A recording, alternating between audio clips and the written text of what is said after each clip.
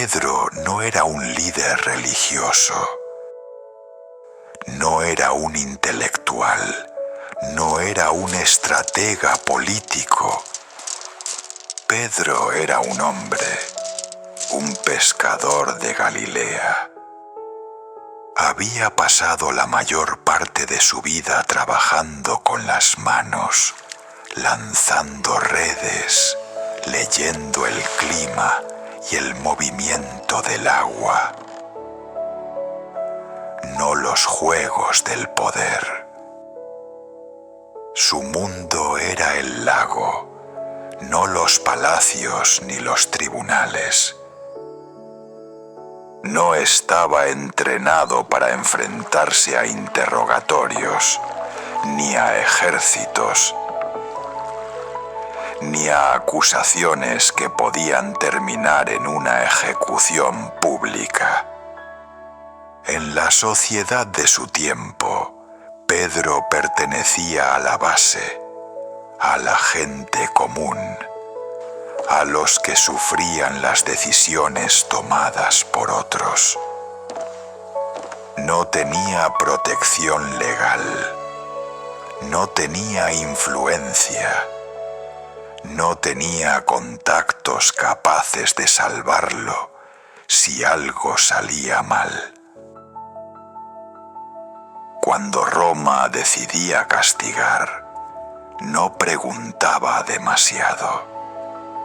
Cuando el poder sospechaba, no dudaba. Pedro lo sabía, todos lo sabían. Y aún así, Pedro había seguido a Jesús. Había dejado su red, su oficio, su seguridad mínima, para caminar tras un hombre que hablaba de un reino distinto. Un reino que no se construía con espadas, sino con palabras que incomodaban a los poderosos. Pedro no era un héroe, era un hombre común empujado a una situación extraordinaria. La noche avanzaba rápido, pero para Pedro el tiempo parecía haberse detenido.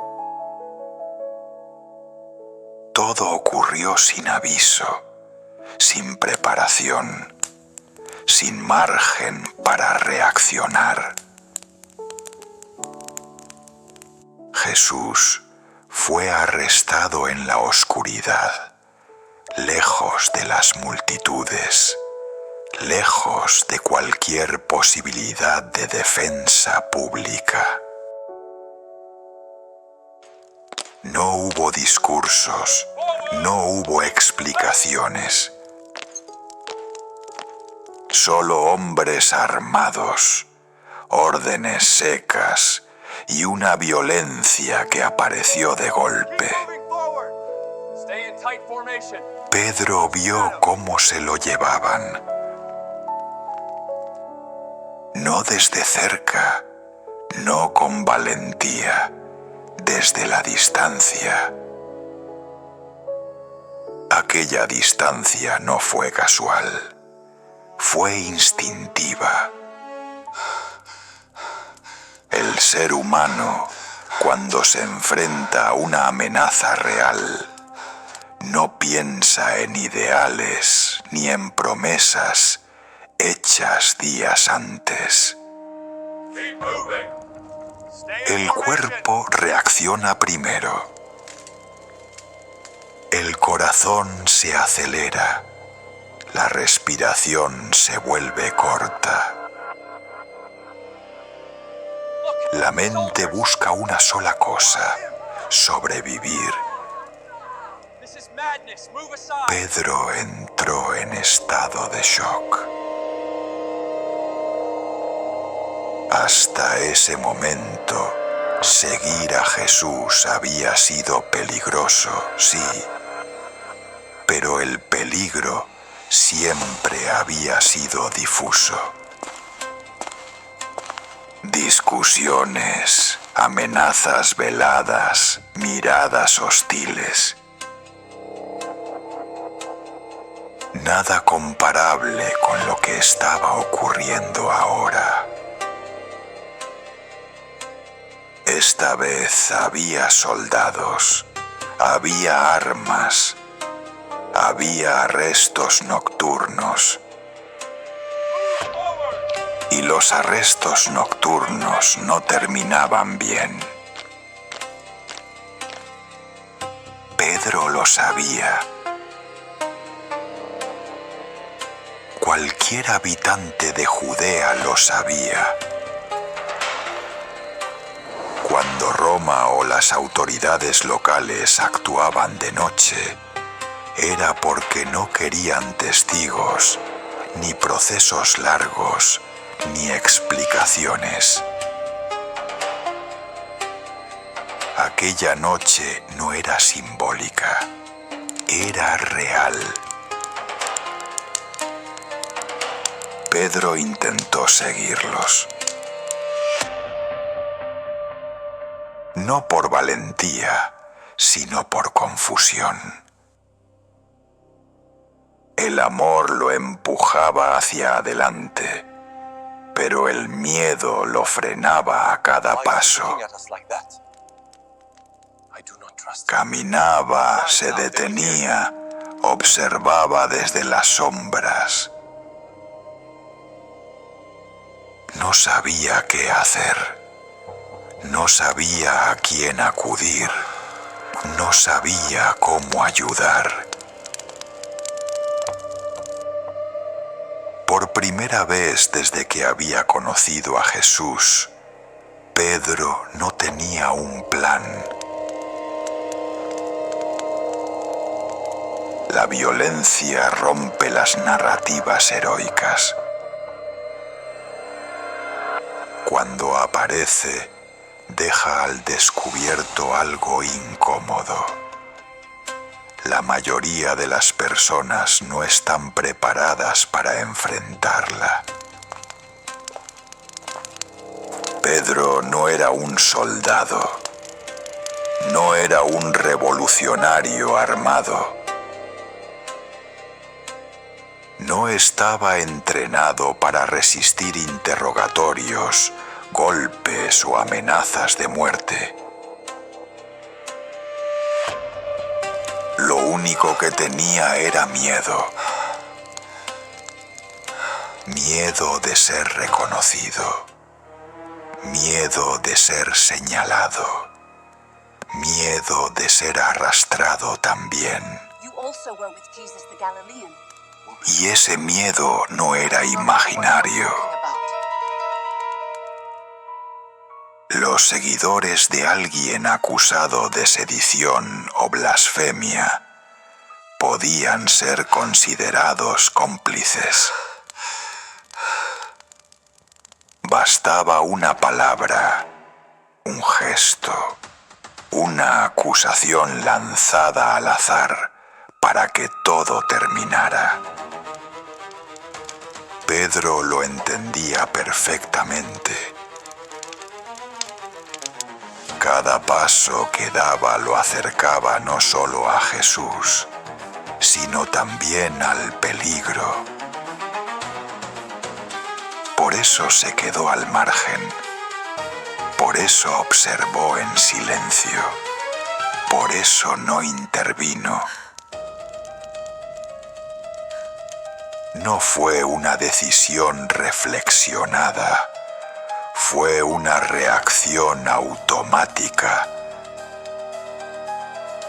El cerebro, ante una amenaza extrema, activa un mecanismo antiguo: luchar o huir. Pedro no luchó, pero tampoco huyó del todo. Quedó atrapado en un punto intermedio. Cerca, pero no demasiado. Presente, pero invisible. Desde allí vio cómo Jesús era interrogado, empujado, humillado, vio cómo la situación se volvía cada vez más peligrosa. Y con cada minuto que pasaba, la realidad se imponía con más fuerza. No había nada que pudiera hacer sin ponerse en riesgo a sí mismo. Ese reconocimiento fue devastador. Pedro había creído que estaría a la altura. Había dicho que nunca abandonaría a Jesús. Había hablado con seguridad, con pasión, con una convicción que parecía inquebrantable. Pero las palabras dichas en calma no siempre sobreviven al caos.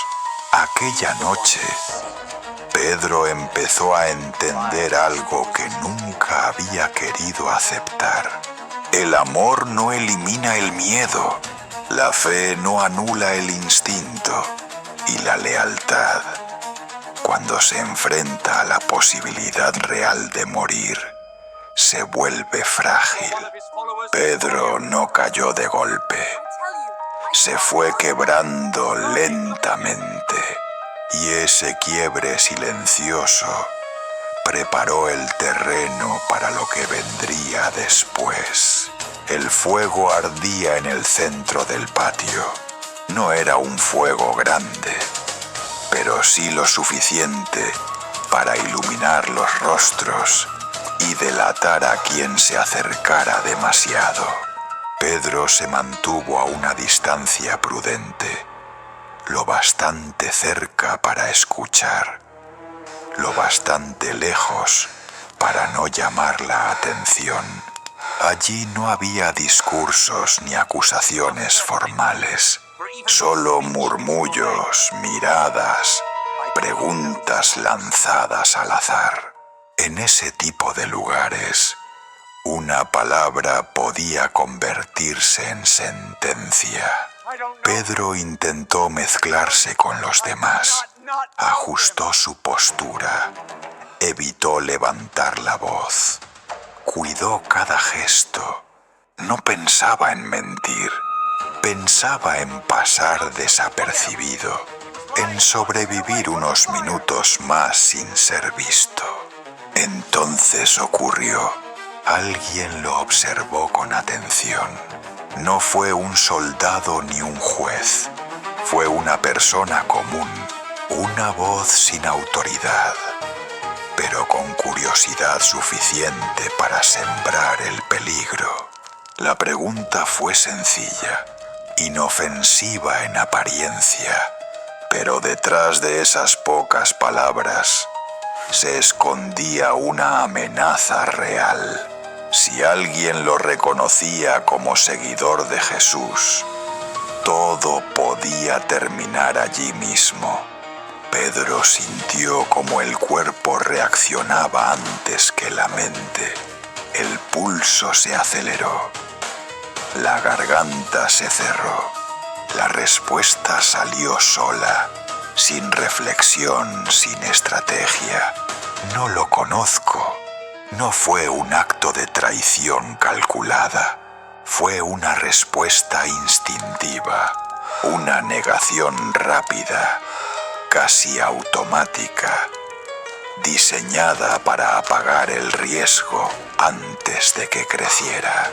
Pedro no estaba defendiendo una mentira, estaba defendiendo su vida.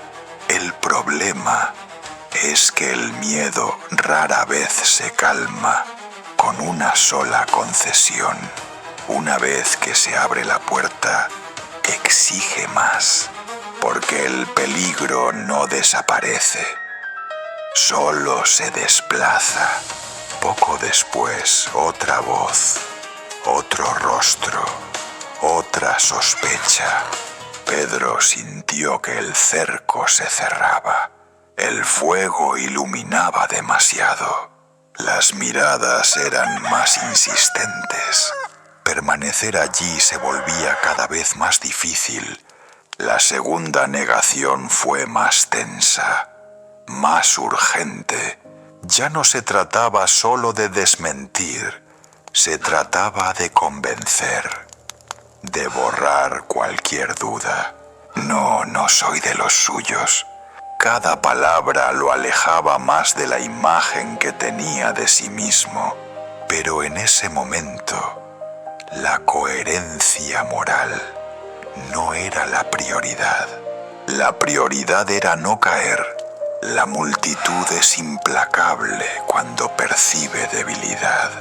No necesita pruebas, solo necesita una señal, un acento, un gesto, una mirada fuera de lugar.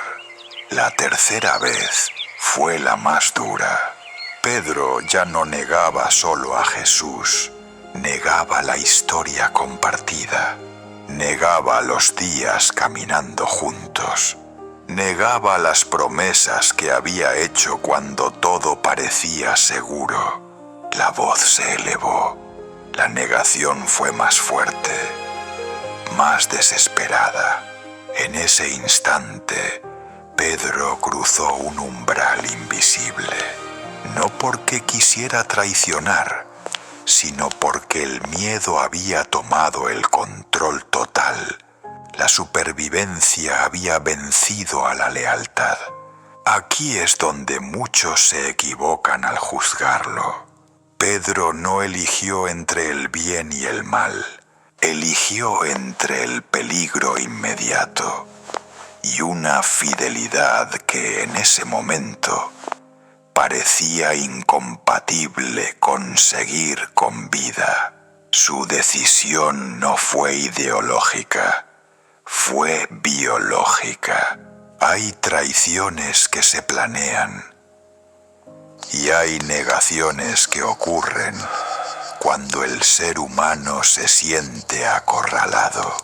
Pedro no buscaba beneficio, no ganaba nada negando a Jesús, excepto unos minutos más de anonimato, un respiro,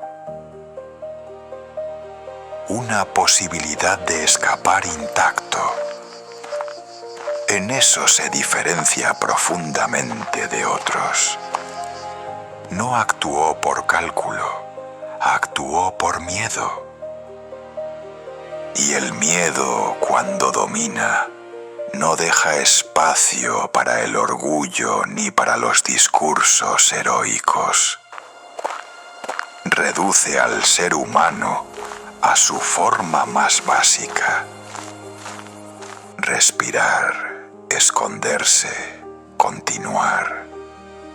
Pedro no celebró su negación, no sintió alivio, solo una tensión creciente, una incomodidad que se instaló en su interior y no lo abandonaría. Porque, aunque había logrado evitar el peligro inmediato, algo dentro de él sabía que el precio sería alto, muy alto. El sonido rompió el aire sin violencia. No fue un grito, no fue una orden, no fue una acusación. Fue el canto de un gallo, un sonido cotidiano, casi insignificante, perdido entre tantos otros ruidos de la noche. Y, sin embargo, para Pedro, aquel instante lo atravesó por completo. No como una señal sobrenatural, sino como un golpe de conciencia. Hasta ese momento, todo había sido reacción. Miedo, impulso, defensa. Pero con ese sonido, algo cambió. La mente, que había estado dominada por la urgencia, recuperó claridad. Pedro recordó las palabras que había escuchado antes. Recordó las promesas que había hecho con tanta seguridad. Recordó la convicción con la que había jurado no abandonar nunca a Jesús. Y entendió. No hubo rayos ni voces del cielo. Solo la certeza amarga de haber fallado. No porque fuera malvado, sino porque había sido humano. Pedro se apartó. No buscó explicaciones ni justificaciones. No intentó corregir lo que ya había ocurrido. El silencio se impuso como la única respuesta posible. En ese silencio apareció la vergüenza. No la vergüenza pública, sino la interna. La que no necesita testigos, la que nace cuando la imagen que uno tiene de sí mismo se quiebra. Pedro no se vio como un traidor. Se vio como alguien que no había estado a la altura de su propio ideal. Y esa imagen dolió más que cualquier castigo. A veces se piensa que la culpa llega acompañada de ruido, de reproches, de castigos inmediatos. Pero en realidad suele llegar en soledad. En el momento en que ya no hay peligro, cuando el cuerpo se calma y la mente vuelve a pensar. Pedro no celebró haber salido ileso. No sintió alivio. Sintió vacío. El miedo había pasado. La conciencia había regresado. Y con ella la comprensión de que había negado a alguien que amaba profundamente. Ese es el momento más difícil para cualquier ser humano. No cuando huye, no cuando se defiende, sino cuando debe convivir con lo que ha hecho para sobrevivir. Pedro no fue fuerte aquella noche. No fue valiente. No fue heroico. Fue humano. Y tal vez ahí reside la razón por la que su historia sigue siendo contada. No como ejemplo de perfección, sino como espejo. Porque pocos se reconocen en los valientes sin miedo, pero muchos se reconocen en quienes fallan cuando el miedo es real. Pedro no negó a Jesús por odio. Lo negó porque tuvo miedo de morir. Y esa diferencia lo cambia todo. Al final, la pregunta que queda no es si Pedro fue culpable o inocente. La pregunta es otra, más incómoda, más cercana. Cuando el riesgo es real, cuando la pérdida es concreta, cuando el miedo no es abstracto, sino físico, inmediato y definitivo, ¿es la fidelidad posible? Tal vez Pedro no fue fuerte aquella noche. Tal vez ninguno de nosotros lo habría sido.